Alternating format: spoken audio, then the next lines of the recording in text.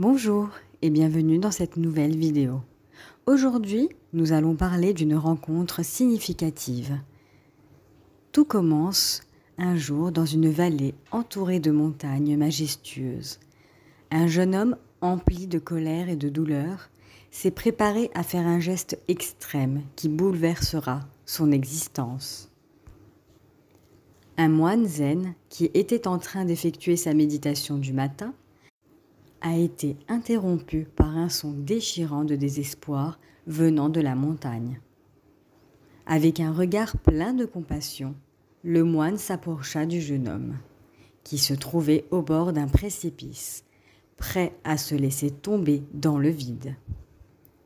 D'un geste rapide, le moine attrapa la main du jeune homme, l'empêchant de faire le geste mortel, et l'a supplié d'expliquer ce qui l'avait conduit à ce stade. Le jeune homme avoua ressentir un sentiment de perte et de désillusion, décrivant une vie dépourvue de sens. Il était alors convaincu que la faim était le seul moyen de sortir de sa souffrance, pensant qu'il n'y avait pas d'autres issues. Le moine, avec beaucoup de calme, a répondu : « Nous devons tous faire face à la mort à un moment donné. » Le jeune homme a dit que ça n'en valait pas la peine de vivre dans ce monde, pensant que tout le monde était égoïste et serait amené à trahir sa confiance.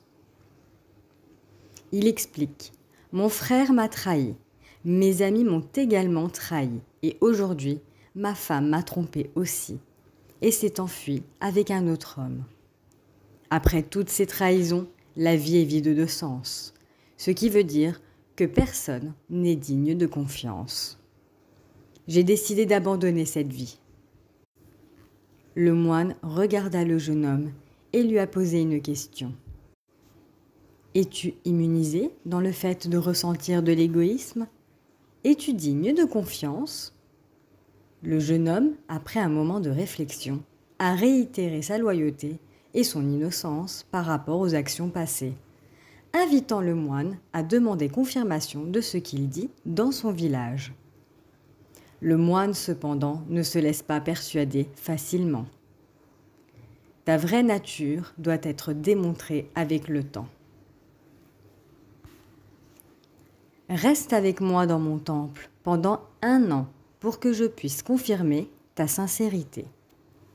En acceptant l'opportunité de se racheter, le jeune homme suivit le moine comme son disciple, entreprenant un chemin de croissance spirituelle. En suivant le moine, il a confié la tâche au jeune disciple de mendier, un acte qui mettrait à l'épreuve son humilité et son dévouement au parcours de transformation. Le jeune homme s'est trouvé à faire face à un défi ardu. Alors que sa fierté et son ego ont résisté à effectuer l'acte de mendier, il resta tout de même motivé par la nécessité de démontrer sa valeur. Il a persévéré et est revenu avec l'aumône demandée entre ses mains. Le maître, observant le résultat, admit qu'il y avait peut-être une lueur d'espoir. « J'avoue que j'ai confiance en toi. Je doutais que tu puisses y parvenir. Tu m'as surpris.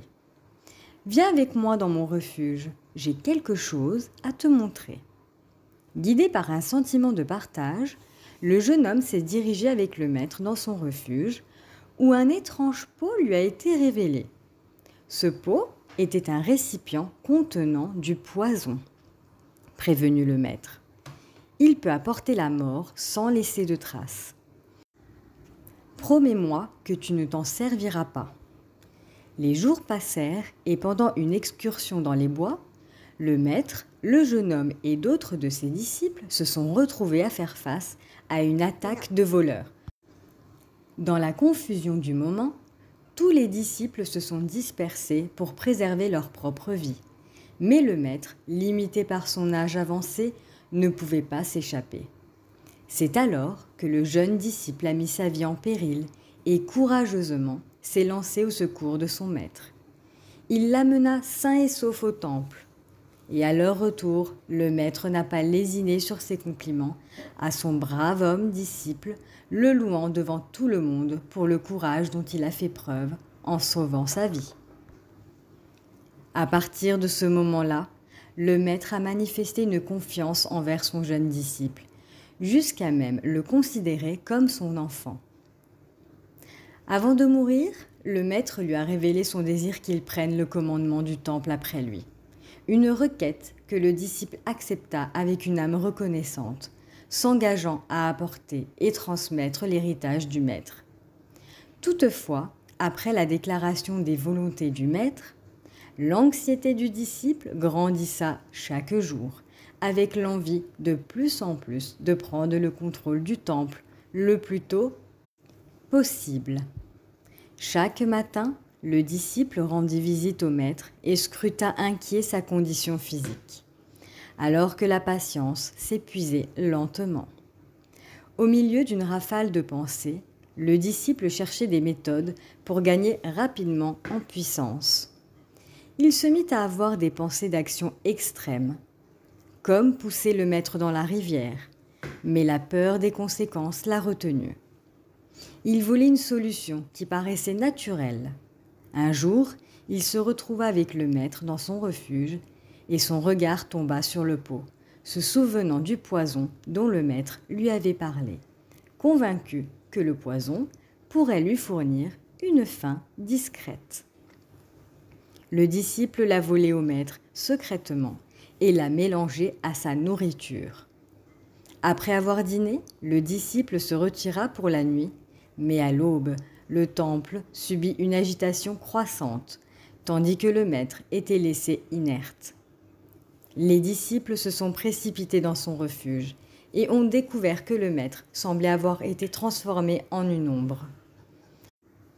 Tandis que le jeune disciple avait envie d'assumer enfin le rôle de l'enseignant, un ancien disciple regardait attentivement en silence et se dirigeant vers le refuge, transportait avec lui un médicament qu'il avait rapporté.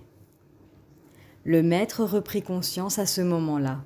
Le jeune disciple ressentit de l'anxiété face à la guérison du maître. Il n'en croyait pas ses yeux. Le maître était alors conscient de la situation et il a invité les disciples à poursuivre leur devoir et à appeler le jeune homme. Avec une voix calme mais pénétrante, le maître interrogea l'homme sur sa loyauté et son égoïsme. Le jeune homme s'est alors prosterné aux pieds du maître.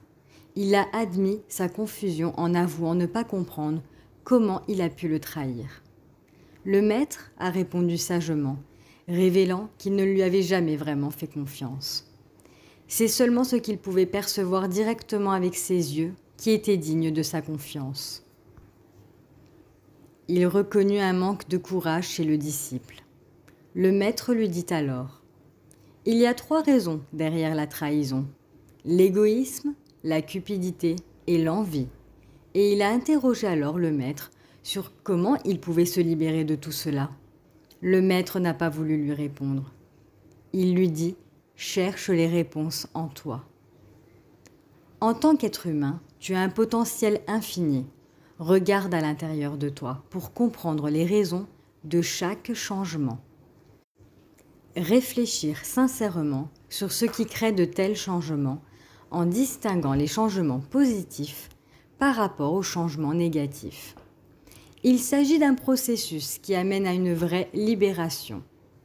Fasciné par les paroles du maître, le disciple ressentit un sentiment de total dévouement qui l'a poussé à déclarer : « Maître, je désire ardemment devenir ton disciple et découvrir qui je suis réellement. Quelle est la raison de mes changements ?»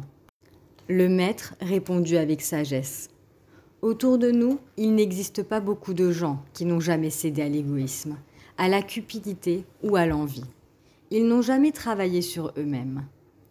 La tromperie surgit quand on se croit être à l'abri du regard des autres, et nous essayons de justifier nos mauvaises actions. » Regardant dans les yeux du disciple, le maître a continué : « Souviens-toi que la tromperie inflige de profondes blessures à ceux qui sont conscients de ceux qui en sont les victimes, générant un sens de solitude et de tristesse.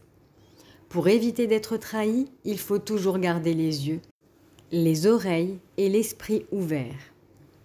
Fais confiance aux autres, mais avec modération, pour ne pas être exploité. Toujours garder un œil sur ses décisions, les plus importantes, et ne jamais accorder le contrôle total de sa vie aux autres. Le maître termina par inviter le disciple à surveiller constamment soi-même, car la tromperie qu'il essaie d'éviter peut finalement s'insérer dans ses propres actions. Alors, si quelqu'un devait encore te trahir, ne te perds pas, car chaque erreur offre une importante leçon. Après avoir été trompé, on devient plus prudent et attentif.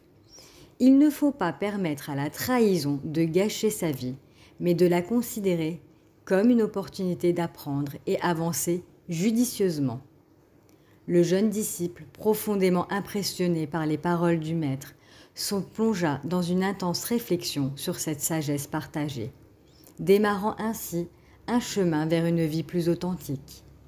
Il a eu l'occasion de rencontrer des individus sincères et altruistes, prêts à partager avec lui le noble voyage de la vie.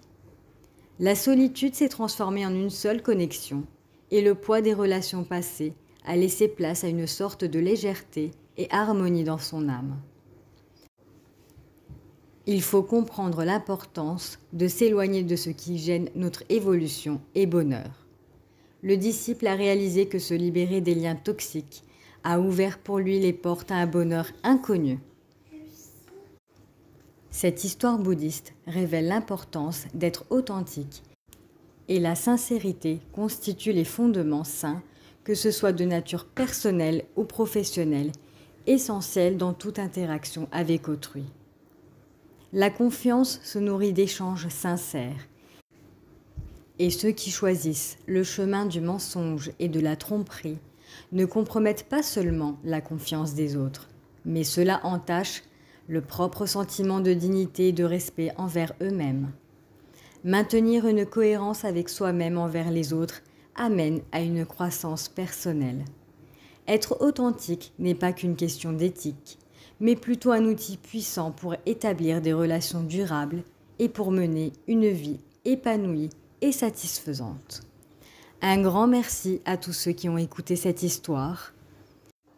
Et n'oubliez pas de vous abonner pour ne rien manquer de nos prochaines vidéos.